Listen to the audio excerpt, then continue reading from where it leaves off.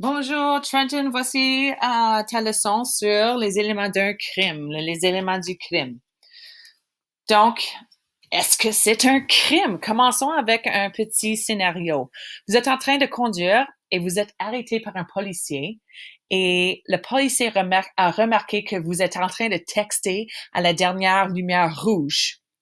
Le policier vous informe que vous avez enfreint la nouvelle loi interdisant les téléphones cellulaires en Ontario. Avez-vous le droit d'utiliser le fait que vous ne connaissiez pas la loi comme moyen de défense? Peux-tu dire, I didn't know about the law, so please don't charge me? Non.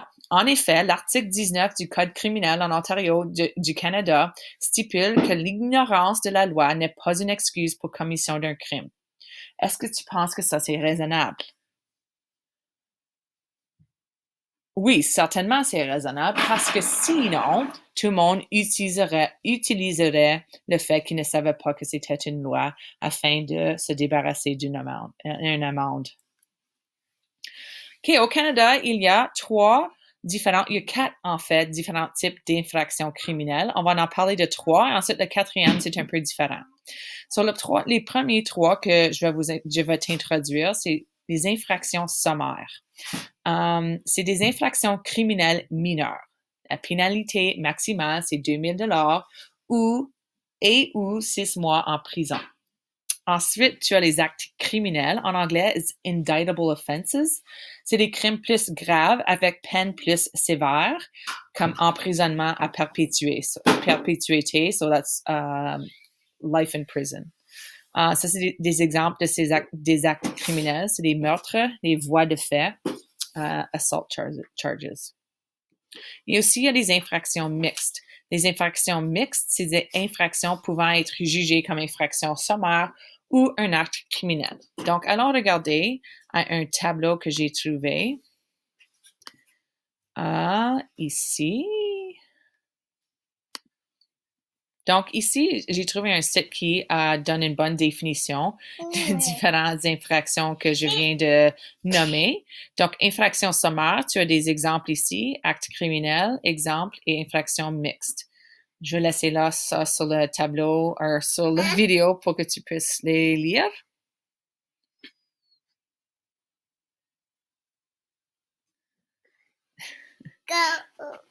Maintenant, je t'apporte ici un bon tableau qui donne une bonne définition, un bon exemple de trois. So, infraction sommaire, si tu suis la ligne, ça dit procès devant un juge, pas de jury, pas d'enquête préliminaire.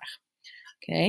Infraction des actes criminels, donc si qu'est-ce que tu as fait est plus grave, plus sévère, tu as trois situations. Les situations, ça dépend du crime. Donc, la première situation, c'est pour les actes moins graves, comme détruire un bien. C'est un procès devant un juge. C'est simplement ça. Ensuite, la deuxième option, c'est un acte criminel grave, exemple un meurtre, une enquête, so preliminary trial va se passer. Ensuite, tu vas avoir un procès devant un juge and a jury. La troisième option, c'est un choix de l'accusé, enquête préliminaire. Donc, tu peux toujours choisir avoir une enquête préliminaire. Ensuite, un choix entre procès devant un juge ou procès devant un juge et jury. So, ça dépend de quelle sorte de crime s'est passé. OK. Retournons ici. Donc, infraction mixte, c'est ça. So, afin d'avoir un crime, pour avoir un crime, c'est important d'avoir deux éléments. Et les éléments qui est expliqué dans le code criminel, c'est les mots actus reus et mens rea. Actus reus doit être quelque chose qui doit être présent pour qu'un crime soit un crime. En anglais, on appelle ça, en anglais, actus reus, c'est guilty act. Ça fait référence à un acte coupable. C'est l'acte physique impliqué à la commission de l'infraction. C'est le fait de physiquement faire le crime. L'actus reus d'une infraction est trouvé dans sa définition du code pénal. So ici, par exemple, dans la section 265 du code criminel, ça définit les voies de fait d'agression. Une personne commet une agression lorsque, sans le consentement d'une autre personne, il applique la force intentionnellement à cette personne, directement ou indirectement. Pour actus reus, devant un juge, une personne doit réellement frapper une autre personne. Donc, si quelqu'un n'a pas frappé quelqu'un d'autre, actus reus n'est pas là, donc ce n'est pas un crime. Pour prouver l'actus reus, la couronne doit démontrer qu'il n'y a pas de consentement et B, que la force a été appliquée. Il y a des exceptions à ceci. Donc, automatisme et actus reus. Actus reus d'un acte criminel doit être volontaire. Si quelqu'un tire sur quelqu'un alors qu'il dort en marchant, il ne peut pas être tenu pénalement responsable. Donc, si tu es en train de sleepwalking and you shoot somebody, tu ne peux pas être pénalement responsable pour cet acte. Par exemple, il y a un cas qui s'est passé.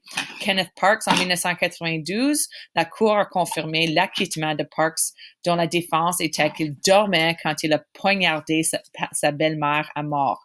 Donc, he stabbed his mother-in-law, but he was sleepwalking. Donc, sa défense lui a sauvé d'aller en prison. OK, mens rea, c'est l'autre aspect d'un crime. Un crime a besoin d'avoir actus reus et mens rea afin d'être considéré un crime. Donc, mens rea, ça désigne avoir un esprit coupable. Donc, c'est le fait que tu as pensé à faire qu'est-ce que tu voulais faire. La phrase infère la culpabilité morale et l'accusé sachant qu'ils ont fait quelque chose de mal. Donc, tu savais que tu étais en train de faire quelque chose de mal et tu l'as fait quand même. Ça, c'est le mens rea. Pour répondre à la définition juridique d'un crime, la couronne doit prouver qu'un acte a été accompli avec l'intention criminelle ou la connaissance que ce qu'il ou elle avait fait était contre la loi. Donc, la couronne, la personne qui est en train de prouver que la personne a fait quelque chose de mal, a fait un crime, doit prouver que la personne, the person on trial was actually in sound mind and knew what they were doing. Donc, des petits cartoons pour t'aider à comprendre ceci. She's young. The question is, how young? No, it's how young you think she is. So, mens rea, c'est comment tu penses. Donc, un crime, tu vois ici le petit cartoon, un crime, intent is mens rea, actus reus, c'est le fait de faire le crime, si quelqu'un s'est fait mal, ça c'est la définition d'un crime. Ici, un autre visuel pour toi, actus reus, mens rea, c'est comme il a l'intention de faire mal à cette personne, et actus reus, c'est physiquement frapper la personne. Ça, c'est un crime. OK, l'intention. L'intention au sens juridique signifie sortir et agir avec intention, avec connaissance ou en étant téméraire, so reckless, ou aveugle aux conséquences d'un acte. You have to prove intent.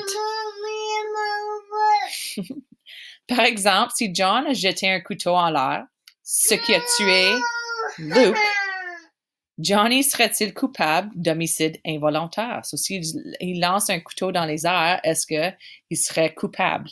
Ben oui, car vous ne pouvez pas être volontairement aveugle à la conséquence de vos actions.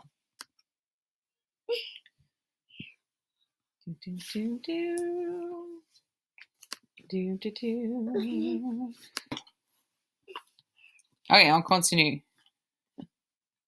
Je m'excuse. OK, l'intention.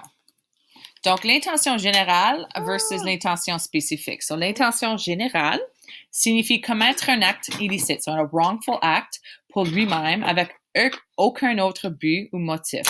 So, par exemple, Dave a frappé Luke parce qu'il est en colère. Dave a l'intention générale de commettre une agression. So, that's your intent. Pour que la mens rea soit prouvée, tout ce qui doit être fait est de montrer que Dave a frappé Luke. So, mens rea, you have to prove intent. They wanted to do it.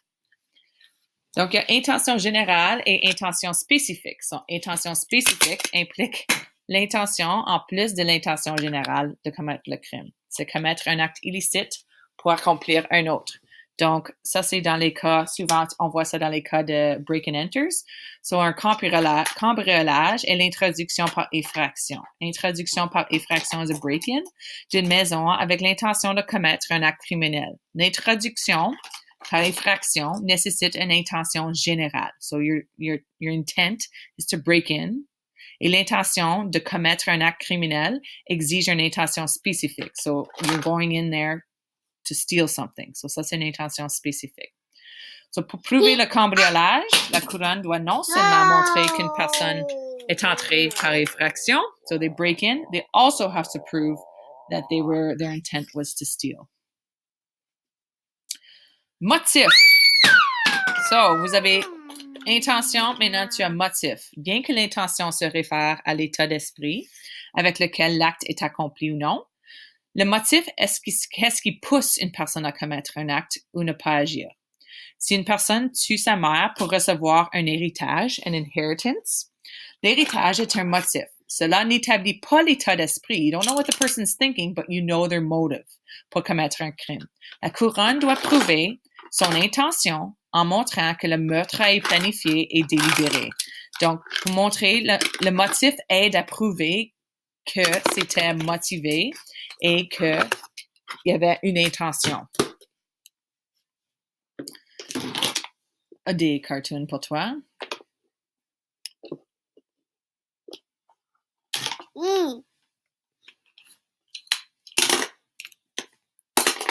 OK, so maintenant on est rendu à insouciance et cécité volontaire. Ça, c'est intéressant. So, recklessness and willful blindness. So, la couronne peut également établir le mens rea en prouvant que l'accusé a agi de façon imprudente ou insouciante. Insouciante is reckless. Donc, c'est une méthode que les avocats utilisent pour faire des défenses. So, l'insouciance, c'est recklessness, l'insouciance, implique généralement de prendre un risque injustifiable qu'une personne raisonnable ne prendrait pas. Donc, c'est above and beyond common sense, I guess. Par exemple, tirer imprudemment un pistolet dans une foule, l'accusé n'a peut-être pas tenté de blesser quelqu'un. Il ne voulait pas blesser quelqu'un, mais le fait de tirer un fusil dans une foule, mais il aurait dû être en mesure de prévoir les dommages. Like, you'd have to be able to, quand tu tires un fusil dans une foule, il faut que tu penses, OK, ça peut faire mal à quelqu'un.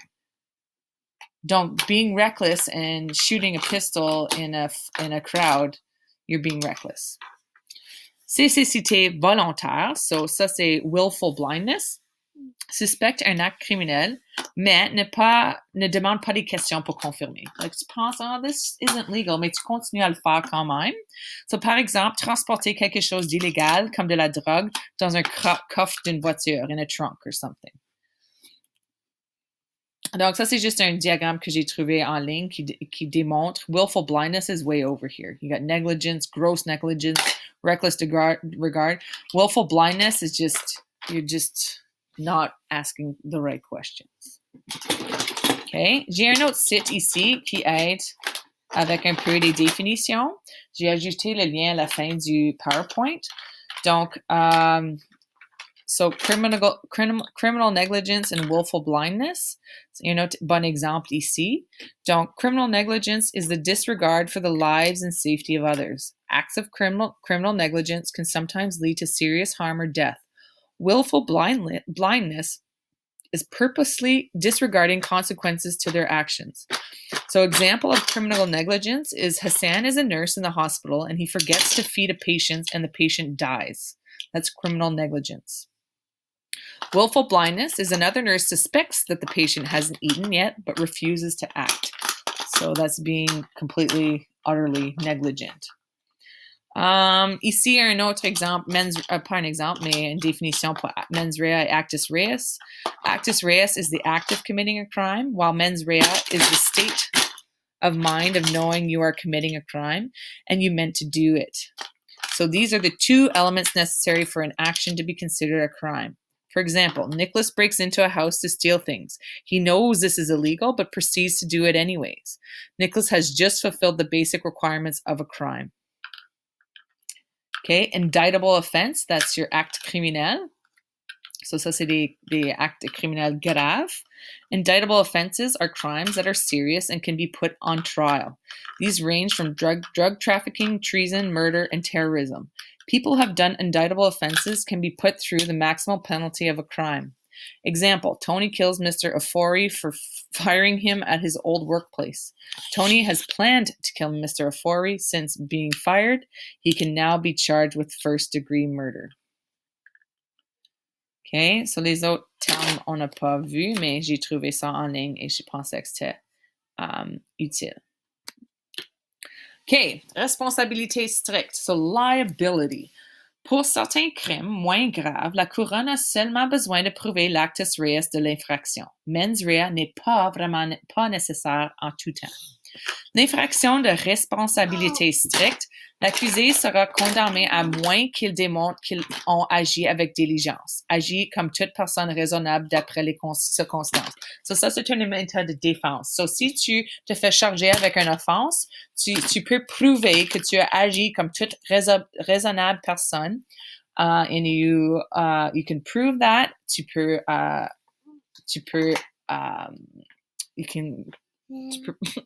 La charge peut être libérée. Le mot consciemment n'est pas dans la définition de crime. So, par exemple, une entreprise déversant des polluants dans une rivière, donc une entreprise est en train de vider leur vidange dans l'eau, la seule défense, ce serait la diligence raisonnable. Donc, s'ils peuvent prouver qu'ils ont fait des précautions à prendre pour éviter de déverser les polluants, les appareils de surveillance étaient défectueux, formation spéciale pour les personnels travaillant à maintenir la rivière propre. Donc, s'ils peuvent prouver qu'ils ont fait les étapes nécessaires afin pour pas que ça se passe, pour pas que les vidanges se tombent dans la rivière, if they can prove they went through all the steps to do that and it still failed, ils peuvent utiliser ça comme une défense. Responsabilité absolue, so ces infractions ne permettent aucune défense, la faute à quelqu'un n'est pas un problème et l'accusé sera coupable sur la base de l'actus reus de l'infraction. Donc, le site avec les storyboards, avec les définitions, j'ai mis le lien sur cette page. Ensuite, cette page ici, ce lien ici va t'apporter à cette feuille ici, qui va être utile pour ton travail. Donc, cliquez justice.ca. Et voici, ça termine la leçon. Donc, je vais afficher cette vidéo et ainsi que le PowerPoint pour que tu puisses retourner si tu veux revoir les notes. Et j'affiche quelques questions pour ton travail cette semaine. 18 minutes.